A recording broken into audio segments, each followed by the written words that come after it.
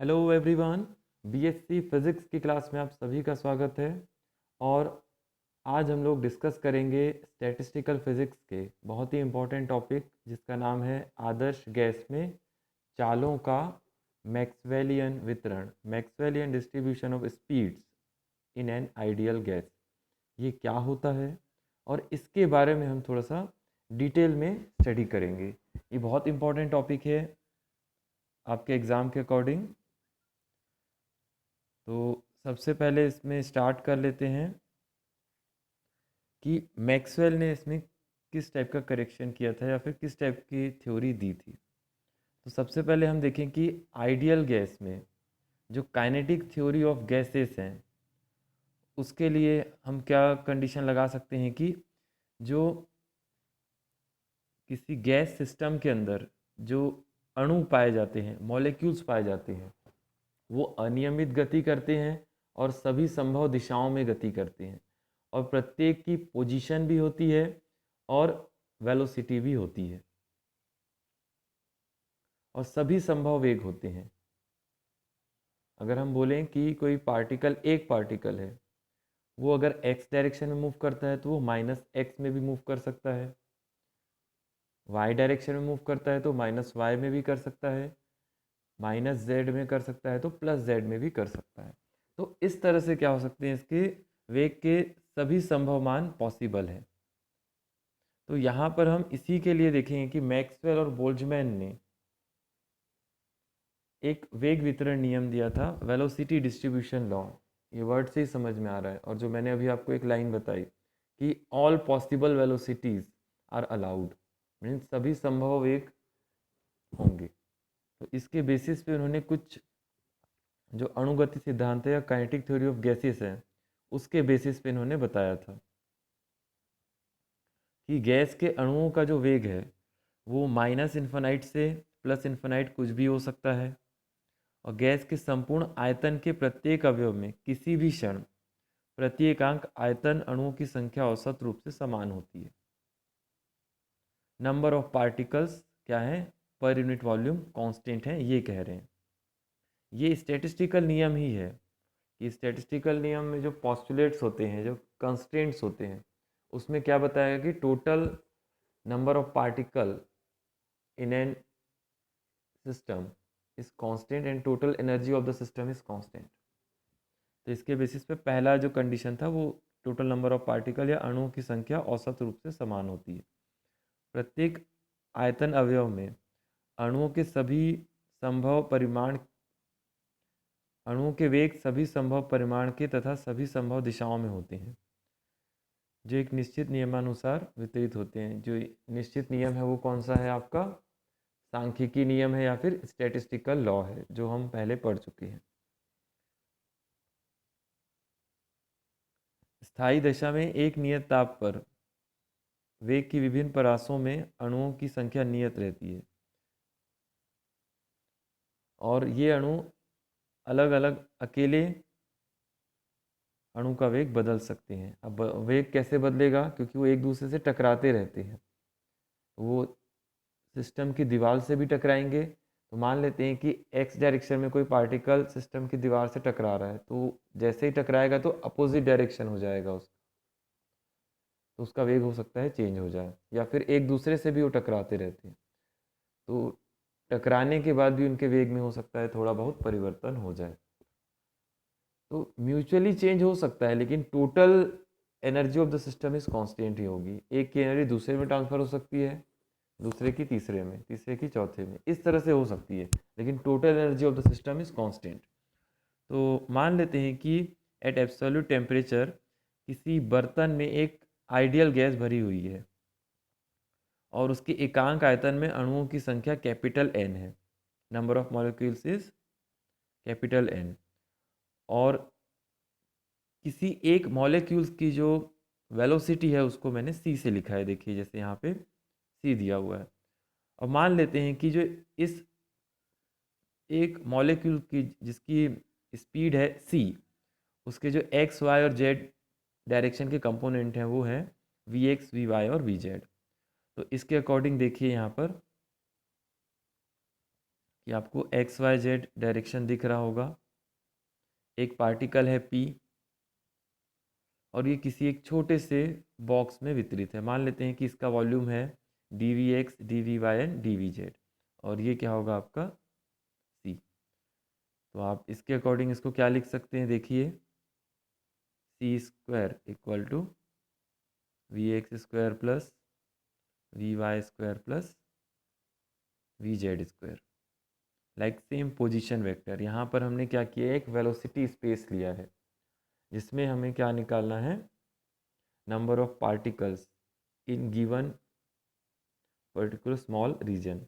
इस small region में एक पार्टिकल की कल्पना की गई है, और अगर मान लेते हैं कि इसमें एक से ज़्यादा पार्टिकल होते हैं तो उसके लिए क्या स्टडी होगी उसको देखेंगे। तो हमें क्या निकालना है, number of particles per unit volume कितने होंगे उसको निकालेंगे। तो इसके लिए हमने क्या किया, एक वेलोसिटी स्पेस या वेग आकाश की कल्पना की, और इसी के बेसिस पे इसके जो घटक होंगे वो ध्यान रखना है कि वेग घटक परास वी एक्स व we x plus D we x होगा, वी वाई व we Y plus D we y होगा, और वी जेड व V Z plus D we z होगा। और जो पार्टिकल्स हैं, जो पार्टिकल पी है, एक छोटे से वॉल्यूम में हमने क्या किया, उसको कंसीडर किया है, जिसका आयतन होगा D we x, D we Y और डी वी जेड। तो इसी के अकॉर्डिंग वेग परास वी एक्स व we x plus D we x, we Y व we Y plus D we Y तथा वी जेड व V Z plus D V Z के बीच अणुओं की कुल संख्या, इसको हमने कैसे लिखा है, इस फॉर्मूले के द्वारा देखिए लिखा है डी एन। कैपिटल एन क्या है, टोटल नंबर ऑफ पार्टिकल है, लेकिन हमने किस वेग परास में लिया है, d we x, D we Y और डी वी जेड। तो इसके लिए इसको डी एन से रिप्रेजेंट किए हैं, d N equal to N p v x, p v y, p v z, d we x, D we y, d we z. ये simple से इसको ऐसा लिखा जाएगा।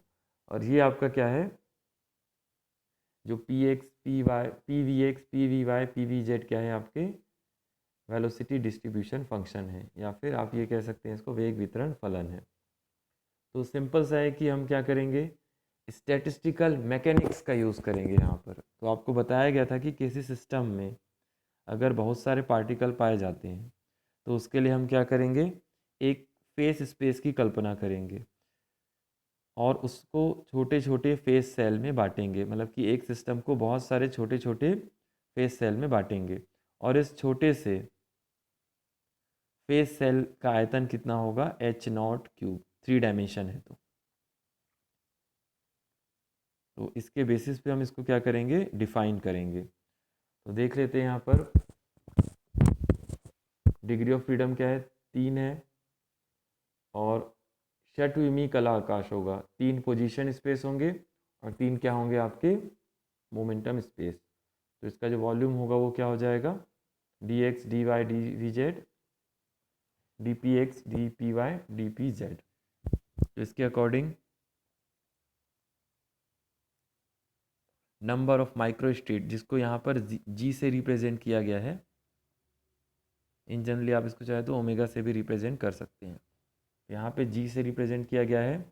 तो वॉल्यूम ऑफ फेस स्पेस ये क्या होगा आपका, d x, d y, d z, d P x, D P y, d P z, d x, d y, d z, ये क्या है आपका वॉल्यूम ऑफ पोजीशन स्पेस है, d P x, D P y, d P z volume of momentum space है, upon h naught cube, ये क्या है आपका कला कोष्ठिका का आयतन है, या फिर volume of each phase cell, प्रत्येक फेस सेल का आयतन है। और इसकी जो टोटल एनर्जी होगी वो क्या होगी, काइनेटिक एनर्जी। जो सिस्टम है, गैस सिस्टम है, आदर्श गैस, उसके अंदर जो मॉलिक्यूल्स हैं उनमें क्या है, हमेशा मोशन हो रहा है, वेलोसिटी है उनके पास। तो इसके बेसिस पे यहाँ पे हम क्या कह सकते हैं कि इनमें काइनेटिक एनर्जी होगी x direction, y direction, z direction के लिए। तो इसके लिए टोटल एनर्जी इनकी लिखेंगे पी स्क्वायर अपॉन 2m, या फिर p x square plus p y square plus p z square upon 2m। m क्या है यहाँ पर अणु का द्रव्यमान है। और यहाँ पर हमने ये देखा था कि जो स्टैटिस्टिकल मेथड है, यहाँ पर दिए गए आयतन अवयव में जो हमने आयतन अवयव लिया है छोटा सा, क्या लिया था, ये वाला, इस डायग्राम के अकॉर्डिंग। तो इस आयतन अवयव में अणुओं के पाए जाने की प्रायिकता दो पदों पर निर्भर करेगी।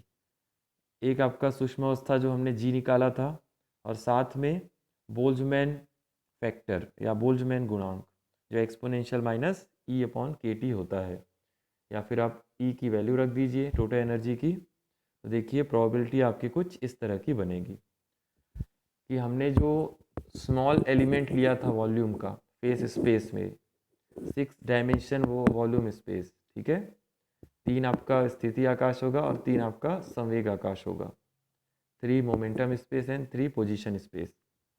तो इसके अकॉर्डिंग ये आपका क्या आ जाएगा, probability of finding a particle of given volume element.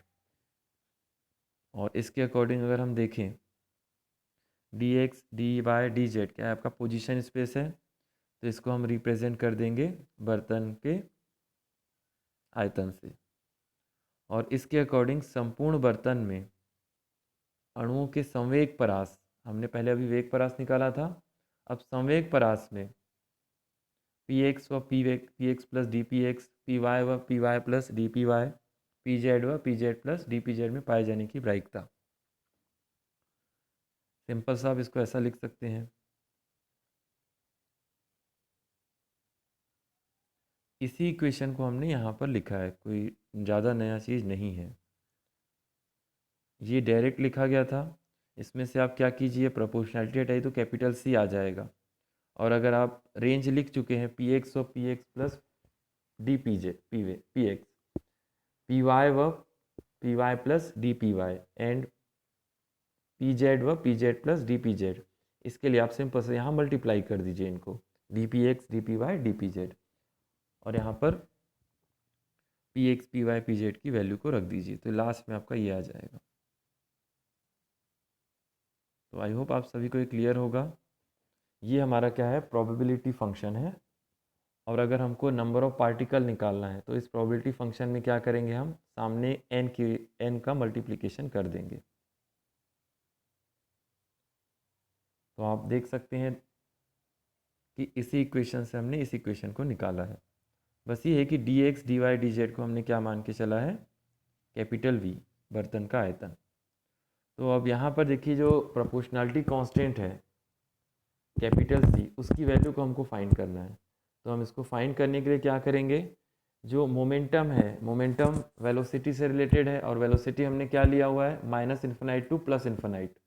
तो इसके लिए हम क्या करेंगे, संवेग परास माइनस इन्फिनाइट से प्लस इन्फिनाइट तक क्या करेंगे, कुल प्रायिकता के लिए इसको इंटीग्रेट कर देंगे। तो देखिए प्रायिकता की परिभाषा से टोटल प्रोबेबिलिटी इक्वल टू 1 होता है, और हमारा रेंज क्या है, माइनस इन्फिनाइट से प्लस इन्फिनाइट। तो इसके अकॉर्डिंग इसकी वैल्यू रख दीजिए जो आपके पास आई हुई है,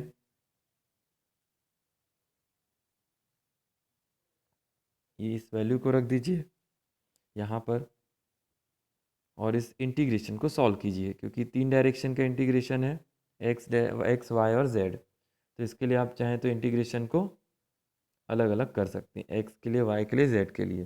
तो आप देखेंगे तो तीनों इंटीग्रेशन सेम ही है।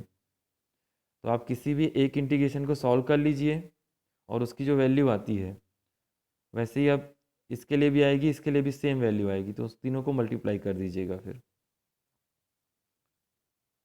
तो इन जनरली यहाँ पर एक इसका क्या होता है, एक स्टैंडर्ड फार्मूला होता है, आप इसको इससे कंपेयर करके इसको सॉल्व कर सकते हैं। ठीक है, इसको सॉल्व करके देखिएगा, लास्ट में आपके पास जो वैल्यू आएगी इस इंटीग्रेशन की एक्स डायरेक्शन के लिए, ये वाला, इसकी वैल्यू जो आएगी √2m/kT होगा। और वैसे ही y के लिए भी आएगा, वैसे ही z के लिए भी आएगा। तो उसके लिए आप इसको सॉल्व करेंगे तो √2m/kT into √2m/kT into √2m/kT कितना आ जाएगा,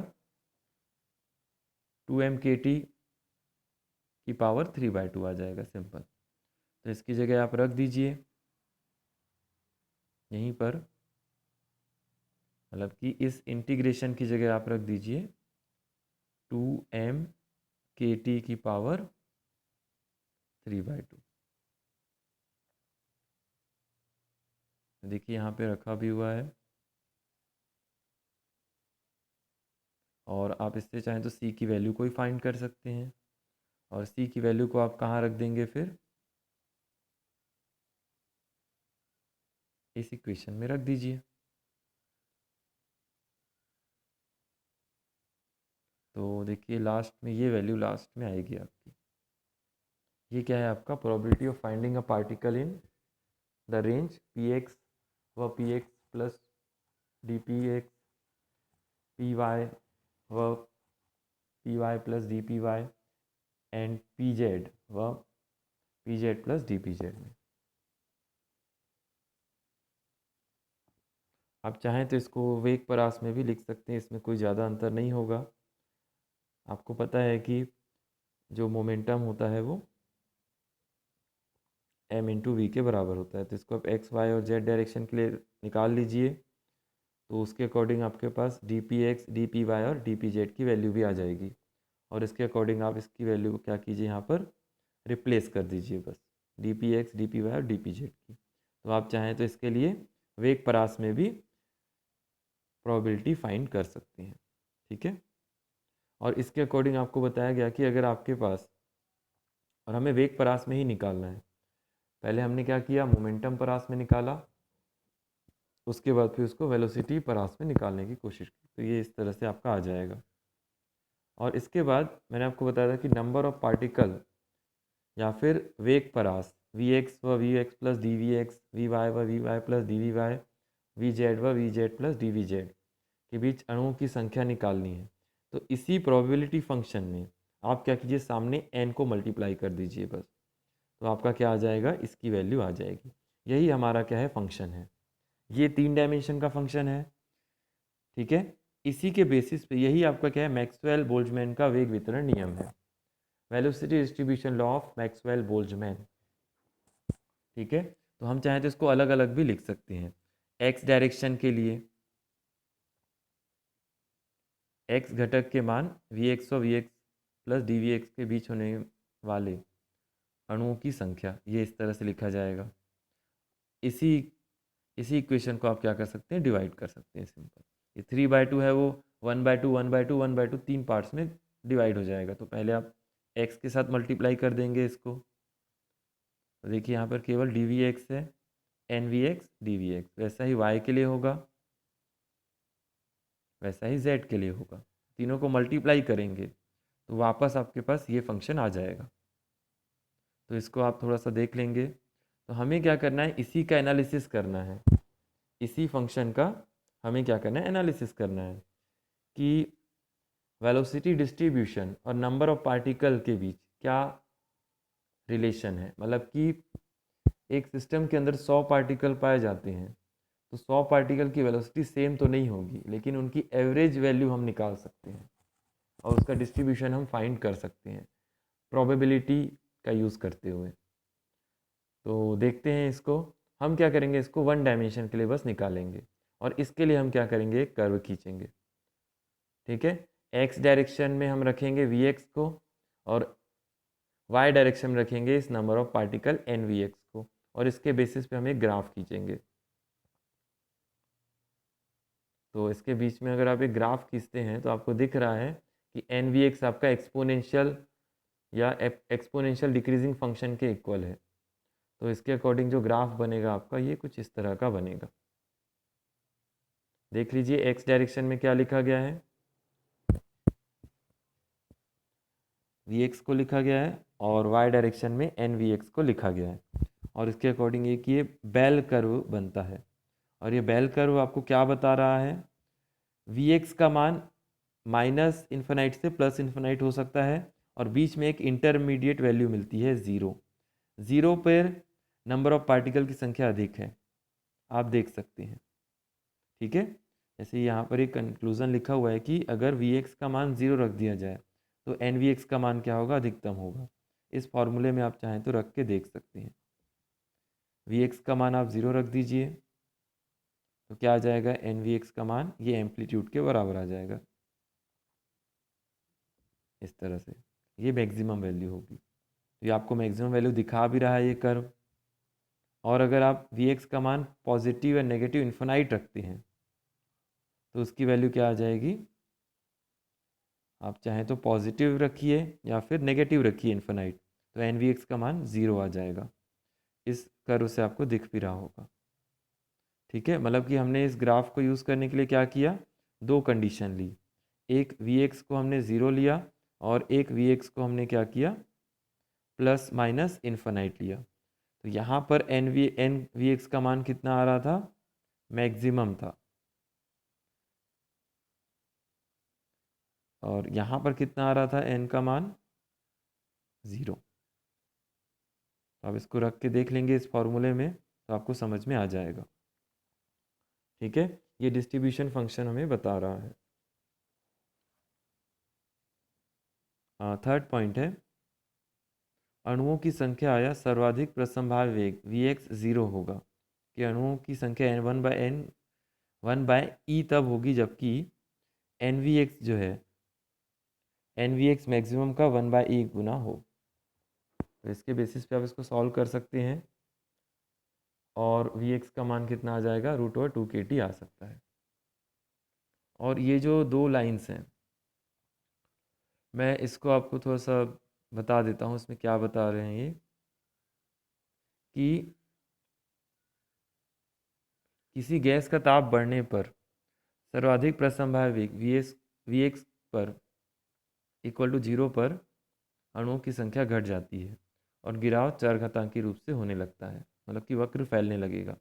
यहाँ पे ये कहा जा रहा है कि वी एक्स इक्वल टू 0 पर, ये आपको दिख रहा होगा ये पॉइंट, जैसे जैसे हम टेम्परेचर को बढ़ाते हैं तो v x equal to 0 point पर नंबर ऑफ पार्टिकल की संख्या घटती जाती है। और पार्टिकल की क्या होती है, जो पार्टिकल्स हैं वो कहाँ शिफ्ट होते जाते हैं, वेलोसिटी के मैक्सिमम मान पर। इसको हम एक कॉमन सेंस की तरह भी समझ सकते हैं कि अगर मैं किसी सिस्टम को हीट दूं तो क्या होगा, उसका टेम्परेचर बढ़ेगा। टेम्परेचर बढ़ेगा तो क्या होगा, मॉलिक्यूल्स की काइनेटिक एनर्जी बढ़ेगी, काइनेटिक एनर्जी बढ़ेगी तो उसका वेग बढ़ेगा। क्लियर है। तो इसी के बेसिस पे देखिए कि पहले क्या था, टेम्परेचर T था, वी एक्स इक्वल टू 0 के आसपास, तो यहाँ पर सबसे ज़्यादा अधिक संख्या में पार्टिकल पाए जा रहे थे इनिशियली। यहाँ पे पार्टिकल की संख्या ज़्यादा थी, डेंसिटी ज़्यादा थी। लेकिन जैसे ही टेम्परेचर बढ़ाया गया तो पार्टिकल कहाँ शिफ्ट हो गए, अधिकतम वेग की तरफ, अधिकतम वेग की तरफ शिफ्ट हो गए, मतलब कि काइनेटिक एनर्जी उनकी बढ़ गई। ठीक है, तो ये ध्यान देने वाली बात होती है। ये इंपॉर्टेंस है कि इसका जो एरिया होगा कर्व का वो सेम रहेगा, वो चेंज नहीं होगा, लेकिन जो मिनिमम वेलोसिटी वाले पॉइंट्स पे जो पार्टिकल पाए जा रहे थे वो अब कहाँ पाए जा रहे हैं, मैक्सिमम वेलोसिटी वाले पॉइंट्स पर। वो क्यों होता है, क्योंकि हम सिस्टम का टेम्परेचर बढ़ा चुके होते इसलिए। और इसके बेसिस पे हम आगे पढ़ेंगे वी एक्स का औसत मान, ये भी इंपॉर्टेंस है। ये तो डिस्ट्रीब्यूशन कर्व हो गया यहाँ से यहाँ तक, ये क्या हो गया आपका, एक डिस्ट्रीब्यूशन कर्व हो गया पूरा। लेकिन अब इस डिस्ट्रीब्यूशन कर्व को हमको समझने के लिए हमें क्या करना पड़ेगा, इसकी एवरेज वैल्यू निकालनी पड़ेगी। इन जनरली आप इसको समझ रहे होंगे कि ये जो आपका कर्व क्या बता रहा है, number of particles with different velocity range. ठीक है, वी एक्स इक्वल टू 0 के आसपास पार्टिकल की संख्या बहुत ज़्यादा है और मैक्सिमम वेलोसिटी वाले जो पार्टिकल हैं उनकी संख्या कम है। इसके बेसिस पे आप चाहें तो एक ऐसा लाइन खींच लीजिए, मिनिमम वेलोसिटी के पास देखिए एरिया ज़्यादा है और मैक्सिमम वेलोसिटीज़, चाहे आप माइनस इन्फिनाइट ले जाएं या प्लस इन्फिनाइट ले जाएं, वहाँ पे पार्टिकल का जो एरिया है बहुत कम है, मतलब कि कम पाए जा रहे हैं। लेकिन जैसे जैसे टेम्परेचर बढ़ाया जाता है तो मिनिमम वेलोसिटी के पास पार्टिकल की संख्या घटती जाती है और मैक्सिमम वेलोसिटी के पास पार्टिकल की संख्या बढ़ती जाती है। ठीक है, तो अब ये सिंपल सा एक मैथमेटिक्स है, वी एक्स का औसत मान, एवरेज वैल्यू ऑफ वेलोसिटी। तो इसको भी सिंपल सा हम क्या करेंगे, सॉल्व करेंगे इंटीग्रेशन में। और आपको बताया गया था कि जिस भी क्वांटिटी का इंटीग्रेशन निकालना होता है, सॉरी एवरेज निकालना होता है, तो उसको क्या करेंगे, उसके पर्टिकुलर रेंज में क्या करेंगे, इंटीग्रेट करेंगे और उसको Vx मल्टीप्लाई करेंगे और उसका जो डिस्ट्रीब्यूशन फंक्शन होगा NVx dVx उसको मल्टीप्लाई कर देंगे सिंपल। तो इसके बेसिस पे आप निकाल सकते हैं। देखिए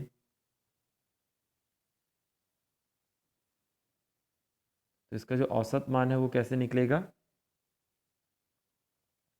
कैपिटल N को क्या कर देंगे, हम डिवाइड कर देंगे सिंपल। तो इसको आप सॉल्व कीजिए, इस सब वैल्यूज़ को रखिए।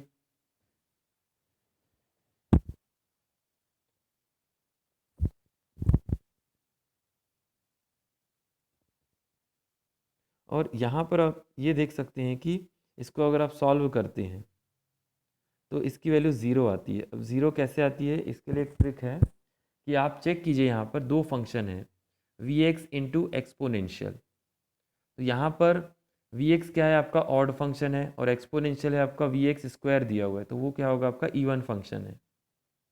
और ऑड और इवन का मल्टीप्लिकेशन क्या होता है, ऑड फंक्शन होता है। और ऑड फंक्शन का integration equal and opposite limit, मतलब कि माइनस इन्फिनाइट से प्लस इन्फिनाइट के लिए ज़ीरो इंटीग्रेशन देता है। मैं एक बार और रिपीट कर रहा हूँ इस चीज़ को कि मैंने इसको डायरेक्ट जीरो कैसे लिया है, ध्यान से सुनिएगा। इसको जब आप सॉल्व करेंगे, वैल्यू रखेंगे, तो देखिए आपको Vx दिख रहा है और exponential minus m v x square upon 2kt दिख रहा है। तो इसमें जो Vx है वो क्या है, ऑड फंक्शन है, सिंगल फंक्शन है। और एक्सपोनेंशियल जो फंक्शन है वो आपका क्या है, इवन फंक्शन है। और यहाँ पे मल्टीप्लिकेशन है तो कंप्लीट फंक्शन आपका क्या हो जाएगा, odd function into even function. Complete function आपका क्या हो जाएगा, ऑड फंक्शन। और ऑड फंक्शन का जो इंटीग्रेशन होता है for equal and opposite limit, equal and opposite limit मतलब कि इन्फिनाइट, माइनस इन्फिनाइट से plus infinite, integration of odd function for equal and opposite limit is zero. तो इसको डायरेक्ट आप क्या करेंगे, ज़ीरो के इक्वल पुट करेंगे। तो इससे क्या आ जाएगा, आपका एक्स डायरेक्शन का जो वेलोसिटी है वो ज़ीरो आ जाएगा, एवरेज वेलोसिटी। वैसे ही वाई के लिए और जेड के लिए भी आप चाहें तो निकाल सकते हैं। ठीक है, ये एवरेज वैल्यू ज़ीरो आता है। वी एक्स का वर्ग माध्य मूल मान, वर्ग माध्य मूल मान निकालने के लिए क्या करेंगे, इसको डिफाइन करते हैं हम v x R M S equal to root over v x square का एवरेज। वी एक्स का एवरेज अलग वैल्यू होती है, वी एक्स स्क्वायर का एवरेज अलग होता है। ठीक है, ये ध्यान रखना है। तो जैसे जिस क्वांटिटी का हमको एवरेज निकालना है उसको मल्टीप्लाई कर देंगे वी एक्स स्क्वायर को, और उसके बाद फिर से इसको सॉल्व करेंगे। अब इस इंटीग्रेशन की वैल्यू ज़ीरो नहीं होगी, क्यों नहीं होगी, यहाँ पे समझिए। इक्वल एंड अपोजिट लिमिट है, लेकिन अब देखिए यहाँ पर जो एक्सपोनेंशियल है वो इवन फंक्शन है और वी एक्स स्क्वायर भी इवन फंक्शन है। वी एक्स ऑड फंक्शन था लेकिन v x square even function होगा, उसका स्क्वायर हो गया। तो ठीक है, तो इवन इवन क्या होगा, आपका इवन हो जाएगा, इसलिए इसकी वैल्यू ज़ीरो नहीं होती। ये ध्यान देने वाली बात होती। तो आप चाहें तो ये एक इंटीग्रेशन, स्टैंडर्ड इंटीग्रेशन है, इसका यूज़ करते हुए इसको आप सॉल्व कर सकते हैं। ठीक है, और इसको आप लास्ट में सॉल्व कीजिए तो आर एम एस वैल्यू कितनी आएगी, रूट ओवर के टी अपॉन एम। वैसा ही वाई डायरेक्शन के लिए भी आएगा, वैसा ही जेड डायरेक्शन के लिए भी आएगा। तो आई होप आप सभी को इतनी चीज़ें समझ में आई होगी और इसको आप सॉल्व कर लीजिएगा। ये मैथमेटिक्स है इसीलिए मैं इसको जल्दी स्किप कर दिया। ठीक है, तो आप इसको पढ़ के देखिएगा थोड़ा सा, और कोई भी डाउट होता है तो आप कमेंट सेक्शन में पूछ सकते हैं। ठीक है, हमने सिंपल सा है, स्टार्टिंग में हमने क्या किया, एक सिस्टम लिया, उसको स्टैटिस्टिकल फिजिक्स की सहायता से फेस स्पेस और फिर बोल्ट्जमैन फैक्टर की सहायता से नंबर ऑफ पार्टिकल्स या प्रोबेबिलिटी फंक्शन के द्वारा उसको डिफाइन किया, और उसके बेसिस पे हमने एक ग्राफ खींचा, और इस ग्राफ के बेसिस पे हमने क्या किया, कुछ कंक्लूज़न निकाले, और कंक्लूज़न के बेसिस पे हमने ये बताया कि जो पार्टिकल का डिस्ट्रीब्यूशन है, वेलोसिटी डिस्ट्रीब्यूशन, वो क्या होता है, टेम्परेचर बढ़ने पर चेंज होता है। नंबर ऑफ पार्टिकल की संख्या कांस्टेंट होती है लेकिन उसका कर्व क्या होता है, शिफ्ट हो जाता है इस तरह से। ठीक है, तो इसको आप थोड़ा सा अच्छे से पढ़िएगा, और कोई भी डाउट होता है तो आप इसको कमेंट सेक्शन में पूछ सकते हैं। Thank you.